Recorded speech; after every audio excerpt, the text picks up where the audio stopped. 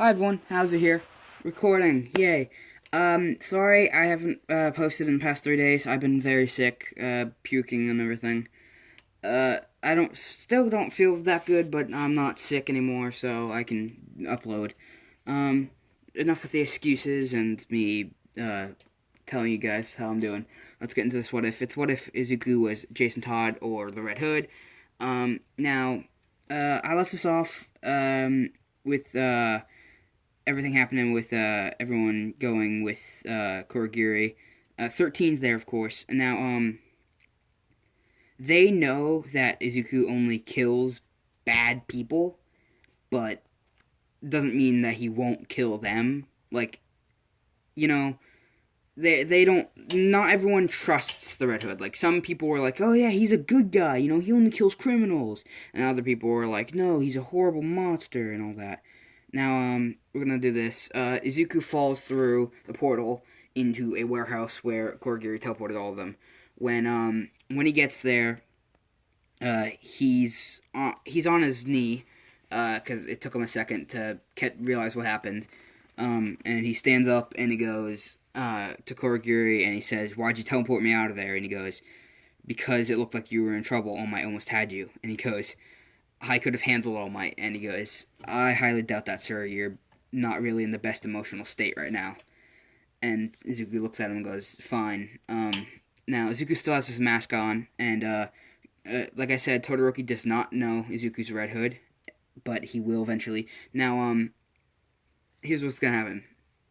So, Mineta looks at him and goes, "You're not gonna kill us, right?" And he goes, "No, of course not." And right when he says that, Bakugo and Kirishima both jump at him. Bakugo, sending an explosion, hitting him in the helmet, in the chest, and Kirishima hitting him in the face with his hardening, breaking the mask, which it falls off, and everyone's like, "Oh, who's this dude?" And only like two of them recognize him, which is Bakugo and Todoroki. And Izuku's hair, I did say he dyes it.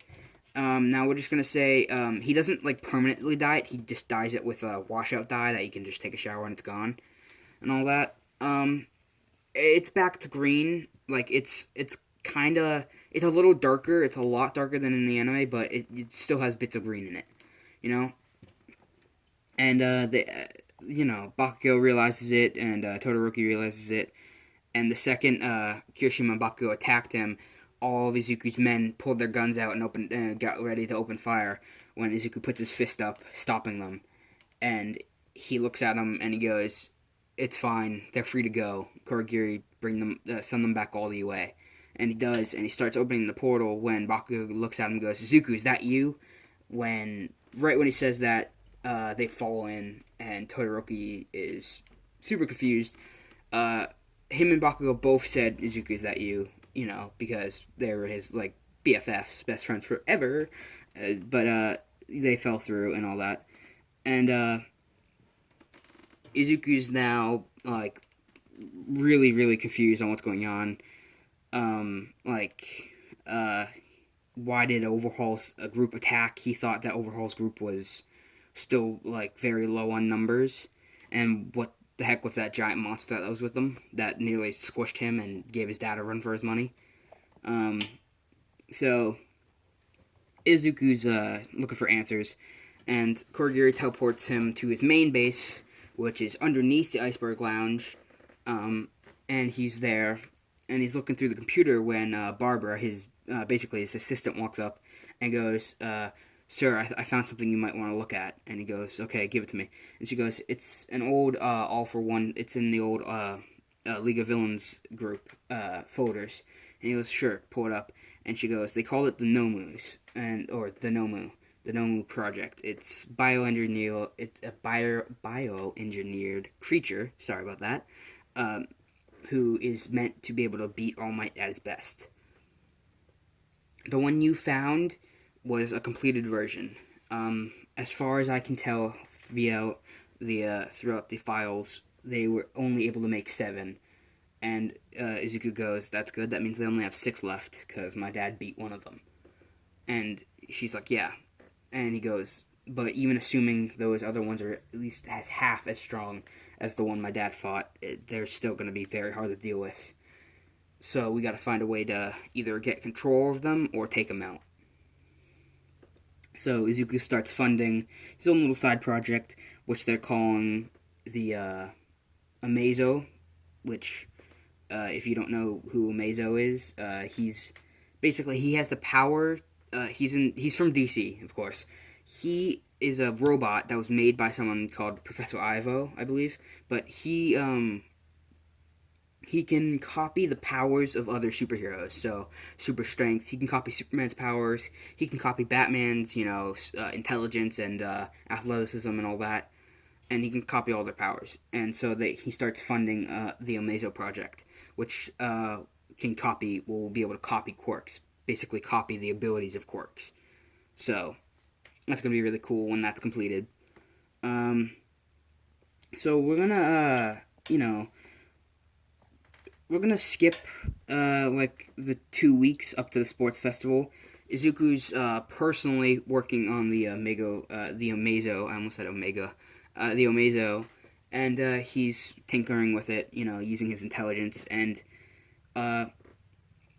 he's gotten the main body part of it done. So the Miyazo's body's done, but now he has to work on the programming, and so he starts doing that when here's the news about the sports festival being pushed up. So it'll happen earlier, because I think that's what happened in the anime. I think it was supposed to happen a little later, or it got pushed back. I don't know. Either way, we'll just say it got pushed up, and it's happening. So Izuku is watching the TV, and he's like, he hears that it's going to happen in 2 weeks, actually. So he's finished the body in 1 week, and he hears the sports festival's going to happen in the next week. And he's like, if I can get this Amazo working before the sports festival, if I can get the Amazo to watch the sports festival and copy the powers of the people from the sports festival, really smart idea, I think, of it myself. I think it's smart. I don't know. It might not be. It might be stupid. I don't know. So he gets to work on that. He gets a bunch of people to help him. And in between the weeks, he gets a call by Kurogiri, who's doing patrols at their usual bases, checking up on their men, seeing what they have, how they're, how the criminal organization's doing. Izuku still runs them. He's basically a drug pin. He pushes out drugs and all that stuff. He has underground clubs and all this, fighting clubs, quirk-using clubs where you can come and use your quirks for fun. You get to have fights with quirks and all that stuff. Kurogiri's doing his usual checkup on them when he got across one of his drug organizations. Everyone in there was dead, and they were all slashed and cut to death. There was one survivor who claimed that he saw the hero killer Stain, but before he could give any more detail besides the hero killer's name, Stain, he died. Now Izuku knows that Stain is kind of like him. He doesn't kill for the fun of it. He kills to make the world a better place, but if he's going to start interfering with his work, he can't have it happen. So either he has to get Stain to join him, or for Stain to, sadly, not be part of it anymore. Now, Kurogiri tracks down Stain and teleports Izuku there. And Izuku and Stain have never met before. They only know each other by reputation. And Stain sort of likes what Izuku does. He keeps control over the criminals, stops them from doing bad stuff, but he thinks that the heroes need correcting as well. And that's where Izuku and him disagree. And so Stain agrees that neither of them working together would be mutual beneficial. Stain doesn't agree with heroes being allowed to continue the way they are because they are just as bad as criminals, and Izuku disagrees with that, and he thinks the heroes are the only reason why the world is still spinning, because without them the world would be plunged into chaos, and Stain believes that the heroes are the reason why the villains are attacking and all that, and there's only very few good heroes. So they get into a fight and all that, and Stain gets away via when Izuku pulls out his gun and he shoots at Stain, Stain cuts the bullet, reflecting one of the bullets back at Izuku, or half the bullet, and it hits Izuku in the shoulder, and he falls to the ground, and he starts taking shots. Stain starts climbing up the building, and one shot goes through his thigh, and he gets on the top of the building and he starts running away.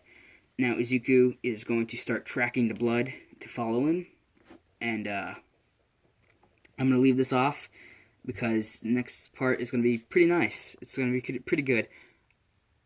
Actually, you know what? I'm not going to leave it off. I can continue for a little while.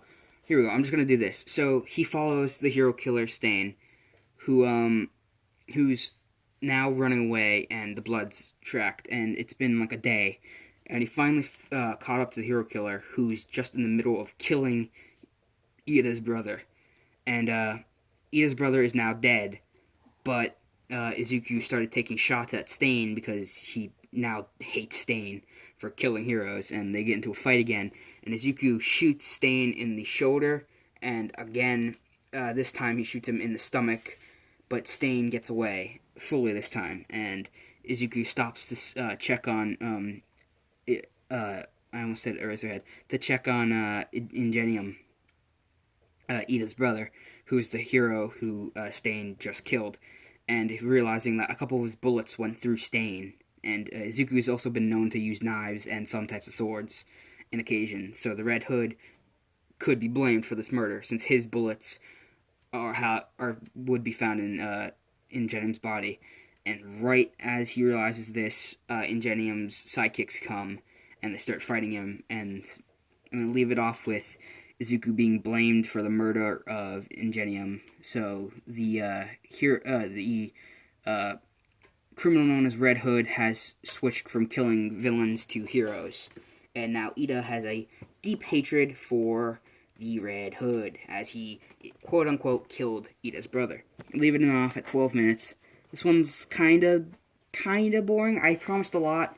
I hope you don't get mad at me. I've also been realizing that a lot of you guys have been viewing my videos, and I have 22 subscribers now. I don't know if I had that much last time. I don't know. I hope I did. I'm just happy. Thank you for watching. Thank you for subscribing and all that. Have a good day. Be safe. Bye.